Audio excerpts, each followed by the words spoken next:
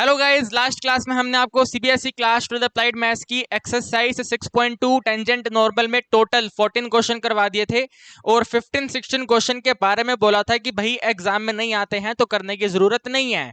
लेकिन एक स्टूडेंट ने कहा कि सर हमारे स्कूल में तो टीचर ने हमें करवा दिए और बल्कि हमें होमवर्क दे दिए, है ना। टीचर ने तो नहीं करवाए, उन्होंने कहा ये होमवर्क है तो हमें आप करवा दो, सो डैट हम अगर स्कूल के टेस्ट में क्वेश्चन आए तो क्वेश्चन को अटेम्प्ट तो कर पाए। तो टेंशन मत लो, आज की वीडियो में हम आपको 15-16 क्वेश्चन करवाएंगे और उसके साथ हमारा ये टेंजेंट नॉर्मल पूरा बढ़िया कंप्लीट हो जाएगा। ठीक है, कंप्लीट तो लास्ट क्लास में ही हो गया था, बट आप जैसा कह रहे हैं 15-16 क्वेश्चन भी करने हैं तो आइए इस वीडियो में कंप्लीट कर लेते हैं। ठीक है, आसान है, घबराने वाली बात नहीं है।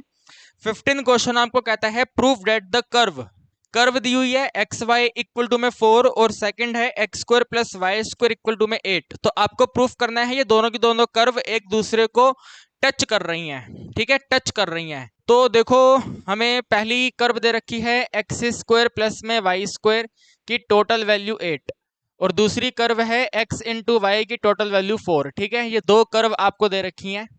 अगर आप इन कर्व का रफ डायग्राम बना करके चीजों को समझेंगे तो ऐसा बनेगा।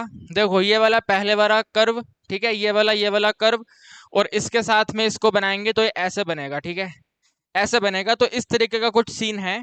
ठीक है, ऐसा कुछ सीन है कि दोनों कर्व एक दूसरे को टच कर रही हैं। तो देखो, ये इसके सरकमफ्रेंस और इसका सरकमफ्रेंस एक दूसरे को टच कर रहा है। ये तो हमने डायग्राम बना के देखा। तो प्रूफ कैसे करें इसको, हमें प्रूफ करना है। प्रूफ कैसे करें, तो प्रूफ करने के लिए देखो, टेंजेंट नॉर्मल पढ़ रहे हैं तो आपको मालूम है अगर हम इस वाले पॉइंट पे टेंजेंट ऐसे ड्रॉ करेंगे, ठीक है, ये इसकी टचिंग लाइन है, टचिंग लाइन ही टेंजेंट होती है। तो ये वाली टेंजेंट लाइन इस सर्कल की भी है और ये वाली टेंजेंट लाइन इसकी भी है। ठीक है, ये टेंजेंट लाइन दोनों की कॉमन है, दोनों की टेंजेंट सेम है।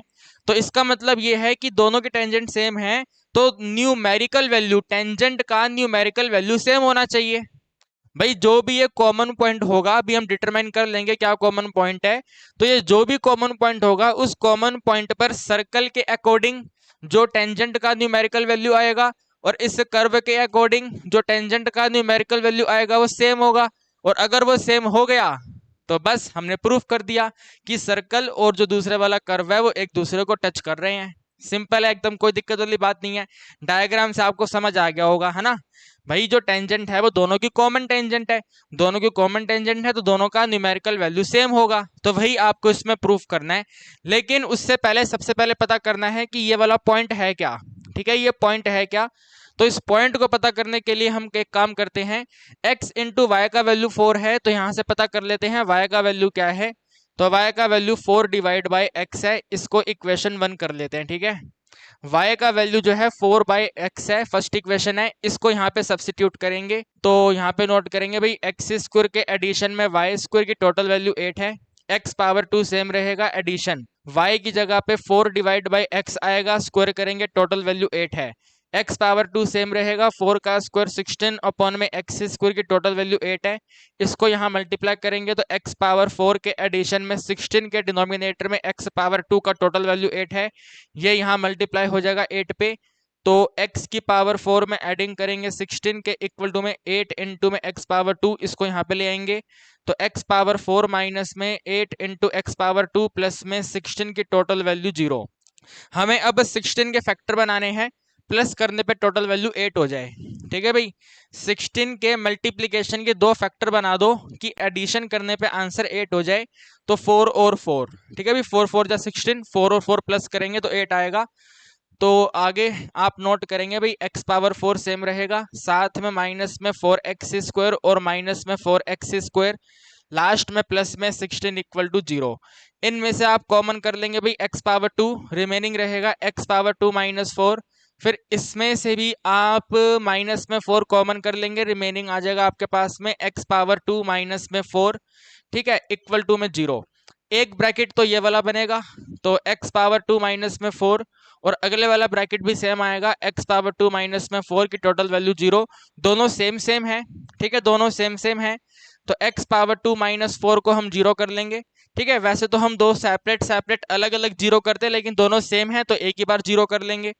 अब x पावर 2 माइनस 4 0 है, इसका मतलब x पावर 2 की वैल्यू 4 है और x की वैल्यू जो है देखो स्क्वायर है, स्क्वायर पे प्लस माइनस दो आंसर होते हैं और स्क्वायर वहां पे जाके रूट बनेगा तो रूट ऑफ 4, यानी कि x की वैल्यू जो है वो प्लस माइनस 2 है। ठीक है भाई, x की वैल्यू क्या है, x की वैल्यू प्लस माइनस 2 है। इस कॉमन पॉइंट में x का वैल्यू 2 है। इसके साथ में y का वैल्यू भी चाहिए, तो y का वैल्यू यहाँ पे हमें सब्स्टिट्यूट करना पड़ेगा। ठीक है, टू पार्ट्स में सेपरेट कर देंगे। y इज इक्वल टू में 4 पहले प्लस का 2 लेंगे तो हमारे y का वैल्यू बन जाएगा 2। इसके बाद में y is equal to 4 minus 2 की वैल्यू कंसीडर करेंगे तो हमारे y का वैल्यू आ जाएगा -2। ठीक है भाई, तो +2 लिया तो +2 आंसर है, -2 लिया तो -2 आंसर है, यानी कि ये डायग्राम कहीं नीचे की तरफ भी है। ठीक है, ऐसे करके नीचे की तरफ भी है। तो ये वाला जो कॉमन पॉइंट है ये -2 है और ये वाला 2 और 2 है। ठीक है भाई, इस तरीके से डायग्राम है। ओके, इस तरीके का डायग्राम आपको देखने को मिलेगा। एग्जाम में बनाना नहीं है, बस अभी समझने के लिए बना लो। ठीक है, समझने के लिए आप इसको देख लो, वरना जरूरत नहीं है। कॉमन पॉइंट आपके पास आ चुके हैं तो यहाँ पे आप नोट करेंगे इंटरसेक्शन पॉइंट। ठीक है भाई, इंटरसेक्शन पॉइंट है ना ये वाले, तो इंटरसेक्शन पॉइंट कौन कौन से इंटरसेक्शन पॉइंट हैं? पहला तो है 2 और 2, यानी कि ये वाला, दूसरा वो वाला है तो -2 और -2। ठीक है भाई, पहला है 2 और 2, दूसरा है -2 और -2। अब इंटरसेक्शन पॉइंट, इन्हीं इंटरसेक्शन पॉइंट पर जब डेरिवेटिव करेंगे, स्लोप फाइंड करेंगे, तो वो सर्कल का और कर्व का सेम टू सेम है। तो अब आपको डेरिवेटिव करना है। ठीक है, पहले इसी का डेरिवेटिव कर लेते हैं। तो यहाँ पे हम लिखते हैं कंसीडर। ठीक है भाई, हम कंसीडर कर रहे हैं ये वाली वैल्यू 4y इक्वल टू में 4/x। डेरिवेटिव करेंगे तो बन जाएगा dy/dx। dy/dx इक्वल टू में 4 सेम रहेगा, x का डेरिवेटिव माइनस में 1/x² होगा, यानी कि माइनस का 4/x⁻²। ठीक है भाई, ये डेरिवेटिव है। इस डेरिवेटिव पर टेंजेंट का स्लोप चाहिए, तो इन दोनों वैल्यू को बारी बारी करके सब्स्टिट्यूट करना है। तो यहाँ पे आप इसको ऐसे लिखेंगे भैया, स्लोप ऑफ टेंजेंट। ठीक है भाई, slope of tangent, slope of tangent at 2 और 2। ठीक है, पहले इस वाले पॉइंट को लिया, 2 और 2 पे स्लोप ऑफ टेंजेंट, तो x की वैल्यू 2 सब्स्टिट्यूट करनी है, -4/2 पे आंसर आएगा आपके पास सिंपल सा -1। इसी के साथ में नोट करेंगे स्लोप ऑफ टेंजेंट सेकंड वाला पॉइंट जो है उस पर। ठीक है, स्लोप ऑफ टेंजेंट एट -2 और -2, -2 में x की वैल्यू -2 है, तो -4 को डिवाइड कर देंगे -2 के स्क्वायर से, -2 का स्क्वायर +4 होगा, 4 कैंसिल होकर के आंसर -1 ही बनाएगा। तो हमने पता कर लिया भैया, इस वाले कर्व का जो स्लोप है, अकॉर्डिंग टू दिस कर्व जो स्लोप है वो -1 और -1 है। ठीक है भाई, कितनी है मेरे दोस्तों? वो -1 और -1 है। ठीक है, इस पे -1 है, इस पे -1 है। ठीक है, अब इसके बाद में सर्कल वाले का स्लोप क्या आएगा उस पे डिपेंड करेगा। ठीक है, ये तो इस कर्व का स्लोप है, अब सर्कल वाले का स्लोप क्या है, तो उसके लिए ये डायग्राम हटा देते हैं। ठीक है, आपको समझ तो आई गई है बात, है ना? आपको बातें तो समझ आई गई हैं, तो बस इसे हटा देते हैं, डायग्राम आपको समझ आ गया था। अब सर्कल वाले के ऊपर चलते हैं। ठीक है, सर्कल वाले के ऊपर, इस वाले के ऊपर, तो यहाँ पे लिखेंगे दोबारा कंसीडर। ठीक है भाई, कंसीडर सर्कल का इक्वेशन जो है x² प्लस में y² इक्वल टू में 8। डेरिवेटिव करेंगे इम्प्लिसिट फंक्शन का डेरिवेटिव, तो यहाँ पे 2x के एडिशन में 2y आएगा, साथ में dy/dx आएगा, और 8 का डेरिवेटिव 0, 2x वहां पे जाके नेगेटिव हो जाएगा। ठीक है, 2y डिवाइड में आ जाएगा और यहाँ पे आएगा सिंपल dy/dx। तो आपने नोट करा भैया, हमारा जो dy/dx का आंसर है माइनस में x/y है। ठीक है भाई, जो dy/dx है -x/y है। अब स्लोप ऑफ टेंजेंट। ठीक है जी, स्लोप ऑफ टेंजेंट, टेंजेंट का स्लोप किस पॉइंट पर? 2 और 2 पर। ठीक है, 2 और 2 पर, पहले इस वाले पॉइंट पर, और यहाँ पे -1 आया है, तो यहाँ पे भी आंसर -1 आना चाहिए। देख लेते हैं। ठीक है, क्या बनेगा? ये माइनस सेम रहेगा, x की वैल्यू x की वैल्यू +2 हम सब्स्टिट्यूट कर रहे हैं, ये वाला 2 सब्स्टिट्यूट कर रहे हैं, और y का वैल्यू भी 2 सब्स्टिट्यूट कर रहे हैं, आंसर -1। तो ये भी -1 और ये भी -1, यानी कि बिल्कुल सही है। ठीक है ना? इस वाले पॉइंट पर, ये 2 और 2 पॉइंट पर जो डायग्राम बनाया गया था, बिल्कुल करेक्ट डायग्राम बना था। अकॉर्डिंग टू सर्कल स्लोप -1 है, अकॉर्डिंग टू कर्व स्लोप -1 है, बिल्कुल करेक्ट है, कोई घबराने वाली बात नहीं है। -2 पे और देख लेना है, तो स्लोप ऑफ टेंजेंट। ठीक है भाई, स्लोप ऑफ टेंजेंट एट -2 और -2, तो माइनस ऑफ x की वैल्यू पे आपको -2 रखना है, y की वैल्यू पे -2 रखना है, ये minus minus cancel, 2 cancel, answer आ गया -1। तो बिल्कुल हमारा क्वेश्चन प्रूव हो गया। ठीक है, -2 पे आंसर -1 है, यहाँ पे भी -2 पे आंसर -1 है, +2 पे आंसर -1 है, +2 पे आंसर -1 है। इंटरसेक्शन पॉइंट ये निकल कर आए हैं। इतना ही आपको इस क्वेश्चन के अंदर सोल्व करके दिखाना था। तो आप यहाँ पे लास्ट में लिख देंगे हैंस। ठीक है भाई, यहाँ पे आप लिख देंगे hence curve touch each other. ठीक है, कर्व जो है वो एक दूसरे को टच कर रहे हैं। ठीक है, कर्व्स टच ईच अदर। ठीक है भाई, जो कर्व हैं वो एक दूसरे को टच कर रहे हैं। साथ में लिखना है तो लिख दो विद स्लोप ऑफ टेंजेंट -1। ठीक है भाई, जहां पर जो स्लोप ऑफ टेंजेंट है वो क्या है, तो विद स्लोप ऑफ टेंजेंट कितना फाइंड करा, विद स्लोप ऑफ टेंजेंट -1। ठीक है भाई, इतना ही लिखना है, आगे कुछ नहीं लिखना है। ठीक है भाई, तो ये वाला क्वेश्चन आपका सोल्व हो गया है। 15 क्वेश्चन था, वेरी वेरी वेरी इंपॉर्टेंट तो नहीं बोलेंगे, एग्जाम में नहीं आएगा, बट आपके स्कूल में कहा है तो आप इसको कर लें। ठीक है, आपको करवा दिया, समझा दिया, आप इसको देखें। फिर करते हैं 16वां क्वेश्चन। देखिए जी, 16वां क्वेश्चन आपसे डिमांड करता है कंडीशन बताइए। ठीक है, ऐसी कंडीशन बताइए जहां पर ये वाला कर्व और ये वाला कर्व एक दूसरे को इंटरसेक्ट करें ऑर्थोगोनली। ऑर्थोगोनली का मतलब होता है 90 डिग्री का एंगल बनाएं। ठीक है भाई, 90 डिग्री का एंगल बनाएं, एक दूसरे के परपेंडिकुलर हो जाए। ठीक है, एक दूसरे के परपेंडिकुलर हो जाए। तो अगर ये वाला कर्व और ये वाला कर्व एक दूसरे के परपेंडिकुलर है, तो इसका मतलब इस वाले का जो स्लोप है, इस वाले का जो स्लोप है, स्लोप ऑफ टेंजेंट और स्लोप ऑफ टेंजेंट दोनों का स्लोप ऑफ टेंजेंट जो है उनका जो प्रोडक्ट है वो -1 है। ठीक है भाई, वो प्रोडक्ट क्या है, -1 है। तो इस कंडीशन का यूज करना है आपको, इसका यूज करना है और वहां से डिटरमाइन करना है कि ये के का आंसर क्या होना चाहिए। क्योंकि देखो यहाँ पे तो आपको कंप्लीट कर्व लिख के दे रखी है, बस यहाँ पे के का अंतर है, के 1 2 3 4 5 6 7 8 9 10 11 12 13 14 16 17 कुछ भी हो सकता है। तो के क्या रखा जाए कि वो 90 डिग्री का एंगल बनाए, और जब 90 डिग्री का एंगल बनाएगा तो दोनों के स्लोप का जो प्रोडक्ट है वो -1 होगा। 90 डिग्री वाली कंडीशन याद है ना, परपेंडिकुलर वाली condition, slope of the product -1। ठीक है ना, प्रोडक्ट ऑफ स्लोप क्या होता है, -1 होता है। तो सबसे पहले हम क्या करेंगे, सबसे पहले देखो यहाँ पे लिखा हुआ है इंटरसेक्ट कर रही है। तो अगर इंटरसेक्ट कर रही है तो कोई ना कोई कॉमन पॉइंट रहा होगा। तो सबसे पहला काम है कॉमन पॉइंट पता करना। कॉमन पॉइंट पता करने के बाद में इन दोनों स्लोप का उस पर्टिकुलर कॉमन पॉइंट पर स्लोप फाइंड करना। उसके बाद फिर ये वाली कंडीशन अप्लाई करना। तो सबसे पहला टारगेट है कि हमें इन दोनों का कॉमन पॉइंट चाहिए। ठीक है, तो यहाँ पे आप सॉल्यूशन में लिखेंगे, सबसे पहली इक्वेशन है 2x इक्वल टू में वाई स्क्वायर, इसको फर्स्ट इक्वेशन ले लेते हैं। सेकंड है 2xy का टोटल वैल्यू k, इसको सेकंड इक्वेशन ले लेते हैं। ठीक है, अब यहाँ पे ध्यान से देखो, क्वेश्चन कहता है कि जो 2x का वैल्यू है वो ये है, तो ये भी तो 2x है भैया, ये भी तो 2x है, तो इस 2x की जगह पे वाई स्क्वायर लिख देंगे। ठीक है, यहाँ पे वाई स्क्वायर आ गया, साथ में y है, इक्वल टू में k है, यहाँ पे लिख देंगे यूजिंग 1।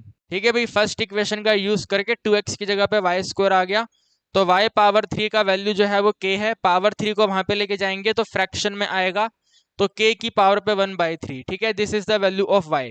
ये y का वैल्यू आ गया है k की पावर पे 1/3। ठीक है, अब x का वैल्यू चाहिए, तो x की वैल्यू के लिए क्या करेंगे, x की वैल्यू के लिए यहाँ पे सब्सिट्यूट कर देंगे। तो सब्सिट्यूट करना है पुट इन इक्वेशन नंबर 1। ठीक है, 2x का टोटल वैल्यू वाई स्क्वायर है, y का वैल्यू है k की पावर 1/3, इसका करना है स्क्वायर। पावर पावर है, पावर पावर आपस में मल्टीप्लाई हो जाएगी, मल्टीप्लाई होके बनाएगी k की पावर पे 2/3, और यहाँ पे रहेगा 2x, यानी कि वैल्यू ऑफ x बन गया है k की पावर पे 2/3 के डिनोमिनेटर में 2। ठीक है भाई, यह आपके पास में x का वैल्यू आया, वो y का वैल्यू है, तो दोनों को कंबाइन करने पे आपके सामने इंटरसेक्शन पॉइंट आ गया। ठीक है, यहाँ पे नोट कर दो इंटरसेक्शन पॉइंट क्या है। ठीक है, ऐसे लिख देंगे भैया intersection point, right, intersection point. तो इंटरसेक्शन पॉइंट क्या है, सबसे पहले x का वैल्यू k की पावर पे 2/3 के डिनोमिनेटर में 2 है, और फिर x की वैल्यू k की पावर पे 1/3 है, ये हमारा इंटरसेक्शन पॉइंट है। अब इस इंटरसेक्शन पॉइंट पर दोनों का स्लोप हमें डिटरमाइन करना है। ठीक है, दोनों का स्लोप। तो सबसे पहले आपको दिया हुआ है 2x इक्वल टू में y पावर 2, डेरिवेटिव करेंगे, 2x का डेरिवेटिव 2 होगा, y स्क्वायर का डेरिवेटिव 2y होगा, साथ में dy बाय dx होगा। ठीक है। यहां से dy बाय dx करेंगे तो आपके पास में देखो ये 2 और 2 तो कैंसिल, y डिवाइड में जाएगा तो 1 बाय y आ गया। ठीक है भाई, dy बाय dx जो है टोटल 1 बाय y है। अब यहाँ पे स्लोप फाइंड कर लो। ठीक है, यहाँ पे लिखो स्लोप ऑफ कर्व। ठीक है, स्लोप ऑफ कर्व, और कौन सी स्लोप की कर्व, इस वाले कर्व की, तो slope of curve 2x equal to में y स्क्वायर। ठीक है, इस वाले स्लोप का कर्व क्या है, तो इस वाले स्लोप का कर्व हम मान लेते हैं m1 है। ठीक है, अपनी मर्जी से कुछ भी मान सकते हैं, मैंने m1 ले लिया। इस वाले कर्व का जो स्लोप है वो m1 है। और m1 कैसे फाइंड होगा, यहाँ पे आपको y का वैल्यू पुट करना है। y का वैल्यू ये है k1/3, तो बनेगा 1 के डिनोमिनेटर में k की पावर पे 1/3। ठीक है भाई, ये स्लोप आ गया। Slope of this curve is 1 by k 1/3। ठीक है, अब इसके बाद में सेकंड वाली कर्व कहां पर है, सेकंड वाली ये वाली 2xy तो 2 इंटू एक्स इंटू वाई का वैल्यू k है। ठीक है, जहां पे y का वैल्यू बन जाएगा k के डिनोमिनेटर में 2 मल्टीप्लाई एक्स, इसका डेरिवेटिव कर देंगे dy बाय dx। k तो भाई सेम रहेगा, 2 सेम रहेगा, 1 बाय एक्स का डेरिवेटिव माइनस में 1 बाय एक्स पावर 2 होगा, यानी कि आंसर बना माइनस k के डिनोमिनेटर में 2x पावर 2। ठीक है भाई, माइनस k के डिनोमिनेटर में 2x पावर 2। तो इसका स्लोप फाइंड कर लो, स्लोप ऑफ कर्व। ठीक है भाई, स्लोप ऑफ कर्व, और कौन सा कर्व है ब्रैकेट में लिख दो, कर्व है 2xy इक्वल टू में k। तो इसका स्लोप क्या निकलेगा, इसका स्लोप m2 होएगा, और m2 क्या होगा, यहाँ पर वैल्यू ऑफ x पुट करना है। वैल्यू ऑफ x ये वाला वैल्यू पुट करना है। ठीक है, तो ऊपर वाला माइनस के सेम रहेगा, डिनोमिनेटर में 2 आएगा, 2 के साथ में k की पावर पे 2/3 आएगा, इसके भी डिनोमिनेटर में 2 आएगा, ब्रैकेट क्लोज करेंगे। x की वैल्यू नोट करी है, पावर 2 है तो यहाँ पे पावर 2 कर दिया। ठीक है, अभी देखो ध्यान से देखना, ये वाली पावर मल्टीप्लाई हो गए 4/3 हो जाएगा, 2 इंटू 2/3 इज इक्वल टू 4/3। तो आप नोट करेंगे माइनस के डिनोमिनेटर में 2 के साथ में k की पावर पे 4/3, और इसके डिनोमिनेटर में 2 का स्क्वायर करेंगे 4 आएगा। ये 2 और ये 4 कैंसिल होकर के यहाँ पे 2 कर देगा, ये वाला 2 इससे मल्टीप्लाई होगा, तो यहाँ पे अपन नोट करेंगे। ठीक है, ये इसी के आगे कंटिन्यू चल रहा है, तो इसी के आगे कंटिन्यू में 2 ऊपर मल्टीप्लाई हुआ, तो माइनस में 2 इंटू में k के डिनोमिनेटर में k की पावर पे 4/3। ठीक है भाई, इसी तरीके से आएगा ना, k की पावर पे 4/3। ये भी k है, ये भी k है, पावर मतलब बेस सेम है, यहाँ पे पावर 1 है, बेस सेम है, और पावर अलग है, डिवाइड में है तो पावर माइनस हो जाएगा, 1 माइनस में 4/3 हो जाएगा। 3 से एलसीएम लेंगे तो 3 माइनस 4 यानी कि -1/3, तो -2 इंटू में k की पावर -1/3। ठीक है, ये स्लोप है। ठीक है, ये m2 का वैल्यू है। एक बार आप यहां तक समझें इसको। ठीक है, बिल्कुल आसान है, जैसे जैसे मैंने आपको ओरली एक्सप्लेन करा था वही हमने करा है। दोनों कर्व हैं, दोनों कर्व का इंटरसेक्शन पॉइंट पता करा, तो ये वाला इंटरसेक्शन पॉइंट है। इंटरसेक्शन पॉइंट पर कुछ ना कुछ कर्व तो रहा होगा, सॉरी स्लोप तो रहा होगा। तो इस वाले कर्व का जो स्लोप है वो ये है, इस वाले कर्व का जो स्लोप है वो ये है। अब क्वेश्चन ने कहा है कि कंडीशन बताओ जहां पर ऑर्थोगोनली इंटरसेक्ट हो रहा है, तो वहां पे स्लोप का प्रोडक्ट -1 होगा।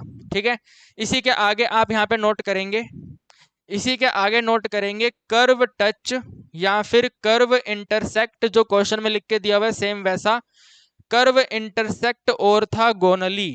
ठीक है भाई, जो कर्व है वो ऑर्थोगोनली इंटरसेक्ट कर रही है, तो इसका मतलब ये है कि m1 को मल्टीप्लाई करेंगे m2 से, तो आंसर -1 है। अब m1 क्या है, तो m1 तो ये है 1 बाय k 1/3 है, तो 1 के डिनोमिनेटर में k 1/3 है, फिर मल्टीप्लाई m2 की वैल्यू ये है, ब्रैकेट में -2 इंटू में k की पावर -1/3 है, क्लोज करा -1 है, माइनस माइनस कैंसिल कर दिया हमने।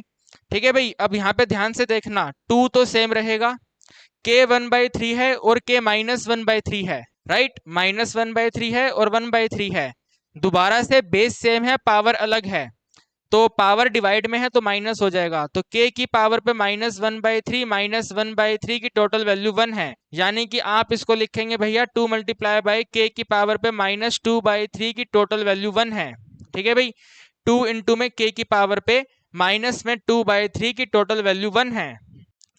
इसको आप अब ऐसे लिख दो, 2 मल्टीप्लाई बाय डिवाइड में आ जाएगा k की पावर पे 2/3, ठीक है, नेगेटिव पावर को हमने पॉजिटिव पावर बना लिया रेसिप्रोकल करके, तो 2/k⁻³ की वैल्यू 1 है। अब इसको हम कर देंगे क्रॉस मल्टीप्लाई, यहाँ पे नोट कर देता हूं बाकी का, ठीक है, यहाँ पे नोट कर देते हैं। क्रॉस मल्टीप्लाई करने पे k⁻2/3 की टोटल वैल्यू 2 है, ठीक है। हमें यहाँ से ये 2/3 हटाना है भाई, a की पावर पे जो 2/3 है मुझे इसे हटाना है। हटाने के लिए हमें इसको इसके रेसिप्रोकल से मल्टीप्लाई करना पड़ेगा 3/2 से।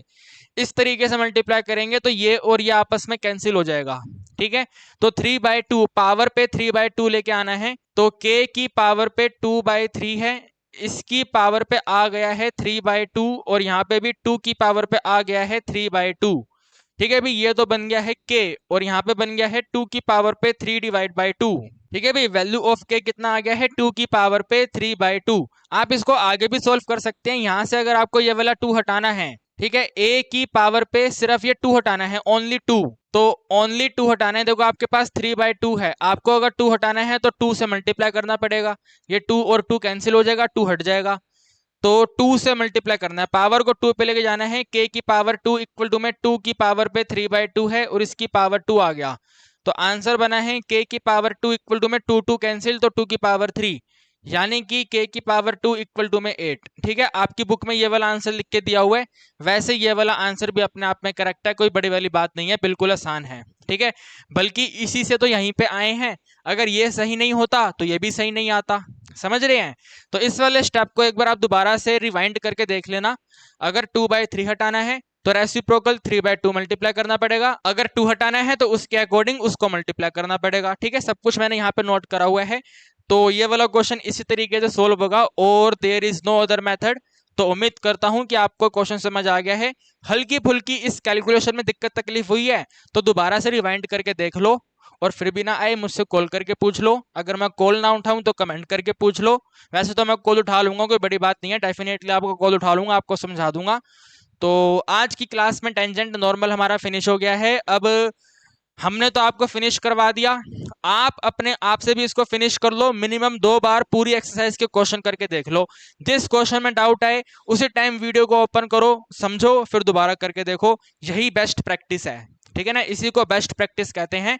तो मिनिमम 2 बार आप इस पूरी एक्सरसाइज के क्वेश्चन करके देखो, खासकर ये वाली कैलकुलेशन तो आप 3 बार करके देखो, सिर्फ ये पर्टिकुलर कैलकुलेशन आप 3 बार करके देखो, क्योंकि आपके टीचर ने आपको करवाया है, तो डेफिनेटली वो स्कूल में टेस्ट में ये क्वेश्चन देगा, तो वहां पे आप गड़बड़ कर दोगे लास्ट में जाकर के, तो गड़बड़ नहीं करनी है। तो इस वाली कैलकुलेशन को 3 बार देख लो, बाकी जितने भी सारे क्वेश्चन है उसको 2 टाइम करके देख लो, ठीक है भाई। तो उम्मीद करता हूं आपको सारी कहानी समझ आई है। कंप्लीट टेंजेंट नॉर्मल हमारा हो गया है। आपसे मुलाकात करेंगे हम अगली वीडियो में। चैनल पर आप पहली बार आए हैं, चैनल को सब्सक्राइब कर लो, और अपने दोस्तों के साथ इस वीडियो को शेयर कर दो, क्योंकि हम आपको क्लास 12 अप्लाइड मैथ्स का कंप्लीट सिलेबस करवा रहे हैं। कंप्लीट मतलब बिल्कुल कंप्लीट। अब आपसे हम मुलाकात करेंगे अगली वीडियो में।